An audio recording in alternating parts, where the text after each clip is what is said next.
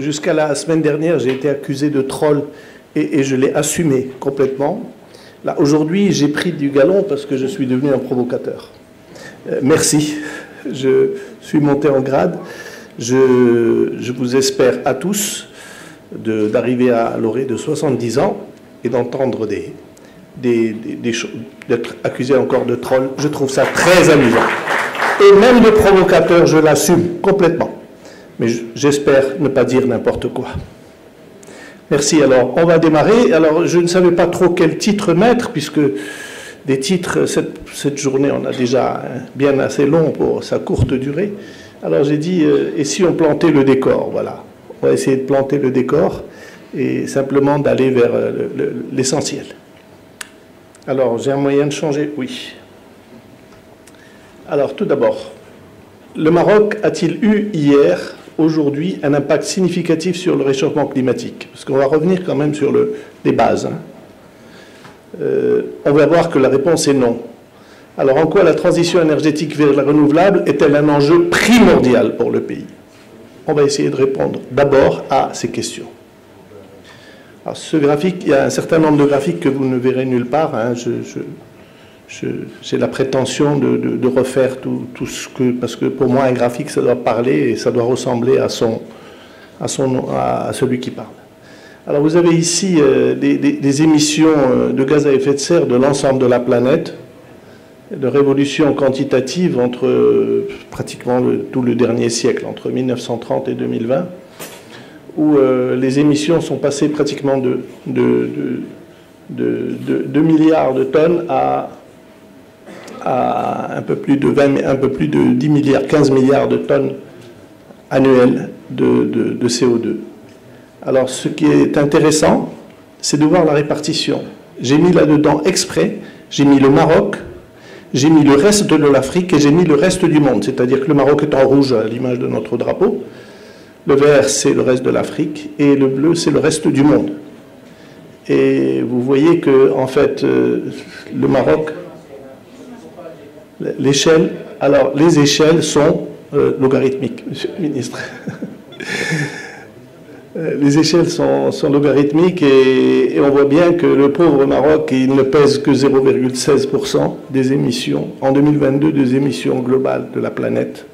Et toute l'Afrique ne pèse que 2% des émissions globales de la planète.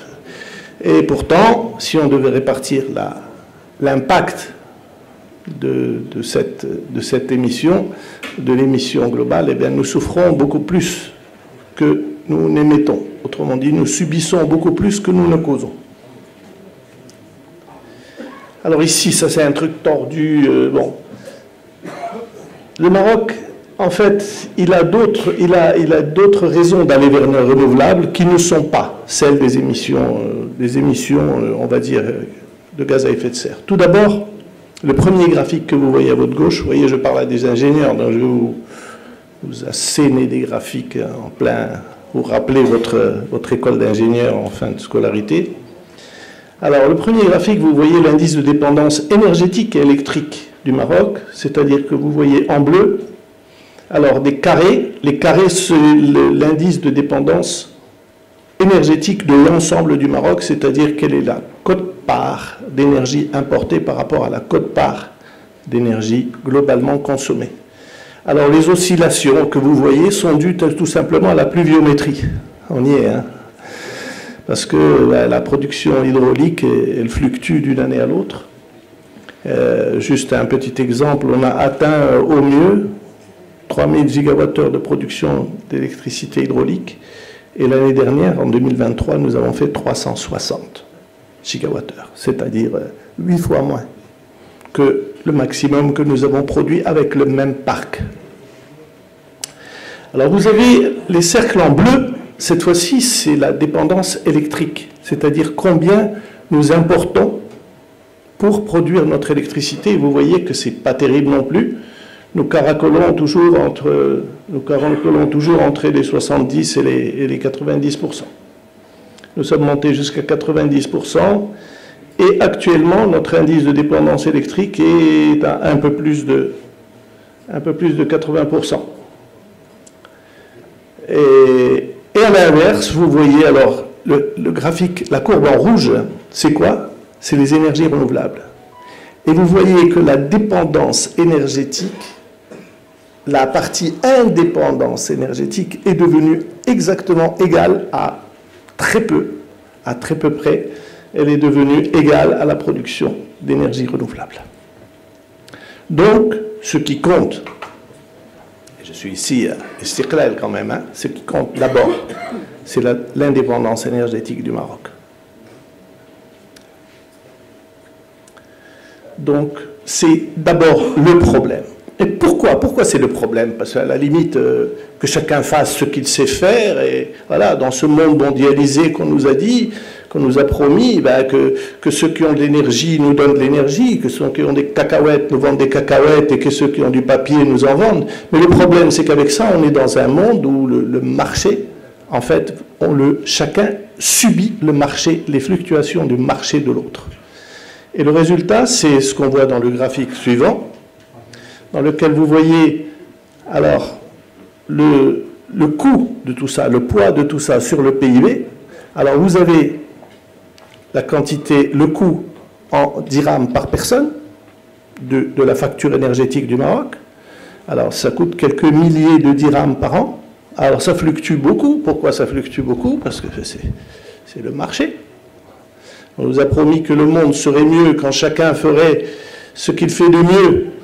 Et le résultat, c'est qu'il y a des choses qui flambent. Il n'y a pas très longtemps, ben, tant mieux pour la Côte d'Ivoire, mais il n'y a pas longtemps, le cacao a flambé. On a des choses qui flambent en permanence, et puis voilà, le cacao flambe, l'énergie flambe, le truc flambe, l'Ukraine se fâche avec la Russie, bon, il va être temps qu'on essaye de récupérer un minimum d'indépendance là où on peut la récupérer. Et vous voyez qu'en termes de pourcentage de PIB, ben, ça pointe à 10-15%.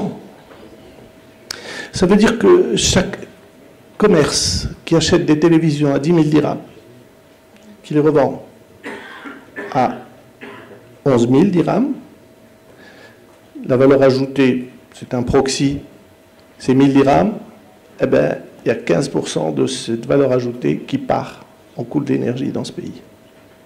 Ça monte à ça, c'est beaucoup, c'est trop. Et en plus, en bas, c'est le coût en devises. Alors, plutôt que de parler de milliards de dirhams, parlons de pourcentage des importations. Eh bien, la facture énergétique, c'est environ 1/5, entre 1/5 et 1/4 des importations. Et pire que ça pompe jusqu'à 50% de nos exportations. Et voilà comment j'ai compris le pourquoi du comment ce pays est obligé de faire une course effrénée aux exportations, n'est-ce pas, monsieur le ministre? Nous sommes condamnés à ça. Tant qu'on n'aura pas résolu cette équation-là, nous sommes condamnés à courir après l'euro et le dollar. Alors voilà, rapidement, où est-ce que nous nous situons en termes de dépendance énergétique? Eh bien, vous voyez, nous sommes 7e à partir du bas. C'est-à-dire que sur les 200 pays, nous sommes 7e, je ne dirais même pas le combien, parce que ça ferait 202, je crois, et je crois que nous sommes 7e à partir du bas. Voilà, vous avez les pays les plus dépendants qui sont, vous avez le Maroc, l'Espagne, la Namibie. Oui. 1%. 1%. Non mais, je comprends tout à fait que ce soit Mme Ben Ali ou n'importe quel ministre de l'énergie, il fasse une sortie pour un demi-point de gagner sur l'indépendance énergétique. C'est tout à fait légitime. À sa place, tout provocateur et troll que je suis, je ferai exactement la même chose. Hop, oula, je suis allé un peu vite là. Oui, non, c'est pas là que je suis allé vite. Enfin, c'est pas grave. Bon, c'est pas grave. Alors, maintenant, pourquoi les renouvelables? Pourquoi aller vers les renouvelables à la limite? Bon, je n'irai pas discuter sur la partie nucléaire. Nucléaire, c'est le Maroc, et on peut montrer que le Maroc est trop petit pour une centrale nucléaire aujourd'hui. Je ne parle pas de demain, je parle d'aujourd'hui. 2 fois 1000 mégawatts et 14 000 gigawattheures d'électricité produite par une centrale qui comporte 2 réacteurs. Ça voudrait dire qu'on va devoir dire aux gens de Taka Morocco de partir et aux gens de Safiek de récupérer leur contrat. Aujourd'hui, le Maroc est encore trop petit pour ça. Donc, les renouvelables. Alors, les renouvelables, les 3 graphiques que vous voyez, peu importe si vous ne voyez pas bien, parce que je vois qu'il y en a certains où la résolution n'est pas bonne, montrent une seule chose, c'est que le solaire et l'éolien sont devenus aujourd'hui les énergies, les moyens de produire l'électricité les moins chers, à condition, bien sûr, d'avoir les moyens d'investir, chose que nous n'avons pas non plus. Notre voisin de l'Est est resté en retard sur tout ce qui est renouvelable pendant 20 ans, et, 20 ans, je suis gentil, allez, disons 20 ans. Et ils ont acheté avec des carnets de chèques 3 gigawatts de solaire en moins d'1 an. Et dans 2 ans, ils seront devant nous. Mais voilà, nous n'avons pas leur devise. Nous n'avons pas leurs excédents et leurs chéquiers. Exactement. Alors, pourquoi il faut y aller? Parce que c'est les moins chers. Alors, je me suis amusé à vous... Je ne peux pas faire ça pour l'éolien parce qu'il n'y a pas autant de... C'est pas aussi... Les imports d'éoliens ne sont pas continus, ils sont très discontinus au Maroc. Mais par contre, vous voyez là-bas le photovoltaïque et vous voyez la décroissance du prix du watt-crête photovoltaïque au Maroc. Vous voyez qu'en 1990, c'était environ 90 dirhams et que maintenant, c'est à 3 ou 4 dirhams, le watt-crête. Je me rappelle avoir aidé une entreprise à poser un appel d'offres pour l'aéroport Mohamed V, pour les luminaires vous savez, les luminaires supplémentaires qu'on met dans les aéroports au cas où tous les luminaires ne marcheraient pas. Je me rappelle, on avait on avait acheté des panneaux, je crois que c'est des panneaux espagnols, d'une boîte que je peux citer puisqu'elle est morte, BP Solar. C'était des 50 watts, on les avait achetés 100 dirhams le watt. 100 dirhams le watt. Un panneau de 50 watts, 5000 dirhams. Pour ça, vous avez aujourd'hui, pour 5000 dirhams, vous avez au bas mot, vous avez 1500 watts. C'est ça, c'est le hati, à peu près. Bon. Voilà. Alors ici, maintenant, il y a autre chose. Il y a une autre raison qui fait qu'on doit aller vers les renouvelables. C'est une autre menace, c'est une épée de Damoclès qu'on a sur la tête. Là, monsieur le ministre, il va très bien savoir de quoi je parle. Vous voyez que, en termes de propreté de notre électricité, nous sommes, cette fois-ci, non pas 7e dernier, mais nous sommes 9e dernier sur la planète. Il n'y a derrière nous que l'Afrique du Sud, la Mongolie, bref, des pays de ce genre-là, et puis je crois que c'est le Suriname là-bas, etc., que des pays qui ont pratiquement toute leur production d'électricité à base de charbon. La Pologne n'est pas loin de nous, mais ils sont mieux que nous. Et vous voyez que nous sommes très loin. Et quand vous voyez en fait la structure dans le graphique du bas de nos émissions de gaz à effet de serre, vous découvrez qu'en fait, la composition de ces émissions, c'est essentiellement du charbon. Et là, je ne parle là que de l'électricité, bien sûr, parce que quand on parle de l'énergie en général, le charbon est à parité avec le produit pétrolier, puisqu'on s'en sert pour le transport. Donc, il y a quelque chose qui nous pend, une épée de Damoclès qu'on a sur la tête qui s'appelle le risque MACF, mécanisme d'ajustement, contrôle des frontières. C'est-à-dire que dans pas longtemps, carbone frontière, pardon. Et dans pas longtemps, nous allons payer pardon, c'est pas nous qui allons payer, c'est ceux qui vont importer des produits marocains qui vont payer des taxes d'importation proportionnellement aux émissions de gaz à effet de serre qu'on aura causées pour produire ce que nous produisons. Et malheureusement, même si c'est arrivé à Monsieur le ministre de le dire, ce n'est pas un atout. Pour moi, c'est un défi de sortir de ce bourbier où nous nous trouvons. On peut expliquer pourquoi nous sommes rentrés dans le charbon. Il y a eu des raisons historiques.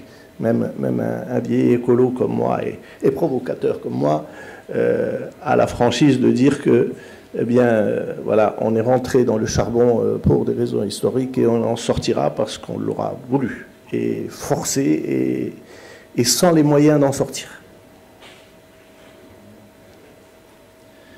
Alors là, grossièrement, parce qu'il y a parmi vous des gens qui peuvent être intéressés par ce genre de choses, lorsqu'on produit, bon, avec de l'éolien, on ne peut pas produire, on ne peut pas faire de l'autoproduction, c'est pas facile. Par contre, avec le solaire, c'est facile. Ce que vous voyez tout en haut, c'est ce que beaucoup d'industriels font aujourd'hui. D'ailleurs, certains même avec un bon coup de pouce de subvention, ils produisent une partie de l'électricité qu'ils consomment le jour. Voilà, avec ça, ils peuvent faire des temps de retour de 3 et 5 ans. Et en bas, c'est ce qu'on fait dans les grandes centrales avec du stockage, comme un Nour 3 par exemple, ou ailleurs, celle qui est arrêtée. Bien, on va venir tout de suite à l'hydrogène, ce que vous attendiez tous. Alors, hydrogène. Alors, l'hydrogène a pris plein de couleurs, alors qu'il est incolore, inodore et plus léger que l'air. Il a pris plein de couleurs depuis quelque temps. Alors, on l'appelle gris quand il est produit à partir de produits carbonés comme du gaz naturel. Et on le produit par des moyens violents qui demandent de l'énergie, le reformage. Et donc, il cause beaucoup d'émissions de gaz à effet de serre. L'hydrogène bleu, c'est la même chose, sauf qu'on va séquestrer le carbone qui est émis et donc ça coûte beaucoup plus d'énergie. L'hydrogène vert, c'est ce vers quoi nous voudrions nous lancer. Et l'hydrogène jaune ou rose, c'est celui qui est produit par l'électricité électronucléaire. Et enfin, l'hydrogène blanc, pour qui a la chance d'avoir un peu d'hydrogène piégé dans son sous-sol. Il y a quelques pays dans le monde qui en auront un petit peu, mais on n'ira pas bien loin avec ça, je vous rassure. Donc, même si la France actuellement parle d'avoir trouvé quelques réservoirs dans l'Est, dans le nord-est de la France, ça ne permettra pas d'aller bien loin, mais au prix actuel de l'hydrogène, c'est bien de l'extraire. Alors, la consommation actuelle, bon, je n'ai pas trouvé de données récentes, donc je me suis permis de copier des graphiques tels que. Alors, vous avez ici la consommation qui monte en 2018 jusqu'à un peu plus de 72 millions de tonnes d'équivalent. Millions de tonnes de... Je suis habitué à l'équivalent pétrole, donc c'est parti trop vite. Millions de tonnes d'hydrogène. C'est pas grand-chose.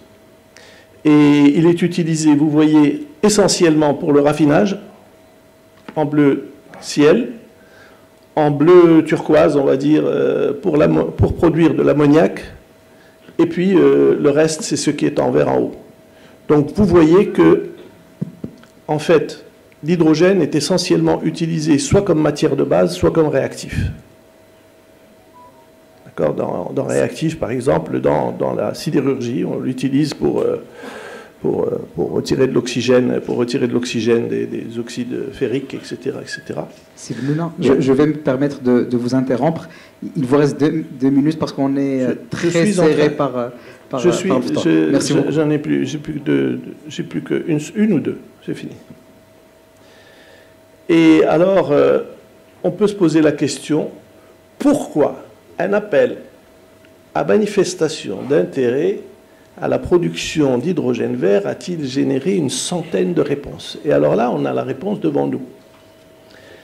Parce que la production d'hydrogène tout court est faite essentiellement à 60% à partir de gaz, 16% à partir de pétrole, 11% à partir de charbon et seulement 5% à partir d'électricité. Mais attention, c'est de l'électricité tout venant. D'accord ? En fait, dans l'hydrogène qui est produit à partir d'électricité, il y en a 1/5 environ qui est de l'hydrogène vert. Ce qui veut dire que sur les 100 millions de tonnes d'aujourd'hui, l'hydrogène, le marché de l'hydrogène, il n'y a que 1% d'hydrogène vert qui est vendu sur la planète. C'est-à-dire 1 million de tonnes. Et nous avons, d'un coup d'un seul, le 22 novembre 2022, Moustapha Tarrab qui fait une présentation devant Sa Majesté et qui dit, personne ne l'a vu à ce moment-là, d'ailleurs personne ne s'en est rappelé, même récemment, enfin personne, peu de gens s'en sont rappelés, et pourtant il y en a beaucoup qui ont parlé de cette présentation de l'OCP, enfin des projets de l'OCP dans les prochaines années à Sa Majesté, mais personne ne s'est rappelé d'une chose simple, c'est que l'OCP consomme aujourd'hui 1 million de tonnes d'ammoniac, et en 2031, il prévoit, ne me demandez pas pourquoi 31, c'est eux qui ont fait leur business plan comme ça, en 2031, c'était prévu pour 2 millions de tonnes. Et sur ces 2 millions de tonnes de 2031, il va y avoir 1 million de tonnes d'ammoniac vert. Parce qu'il y a un marché pour les engrais verts qui n'utilisent pas, qui ont une empreinte carbone réduite au zéro. Donc, ils ont besoin d'un million, ils vont avoir besoin en 2031 d'un million de tonnes d'ammoniac vert produits au Maroc, lesquels vont nécessiter 150 000 tonnes d'hydrogène vert. Ces 150 000 tonnes représentent 15% du marché mondial de l'hydrogène vert. Et voilà ce qui suscite l'intérêt de 100 opérateurs. Et je vous signale que l'appel à manifestation d'intérêt concernait quand même toute la chaîne de valeur, depuis les gens qui vont produire les énergies renouvelables jusqu'aux gens qui vont développer des projets d'hydrogène vert alimentés par des énergies renouvelables, et ceux qui, bien sûr, vendent des électrolyseurs, ceux qui vont fabriquer des électrolyseurs, etc., etc. C'est tout à fait normal que nous ayons eu. C'est pas parce que nous sommes beaux, que nous sommes les plus forts, que nous sommes les meilleurs. Non, c'est parce que l'OCP va acheter 15% de la demande actuelle. Il y a ce qu'on appelle un off-taker.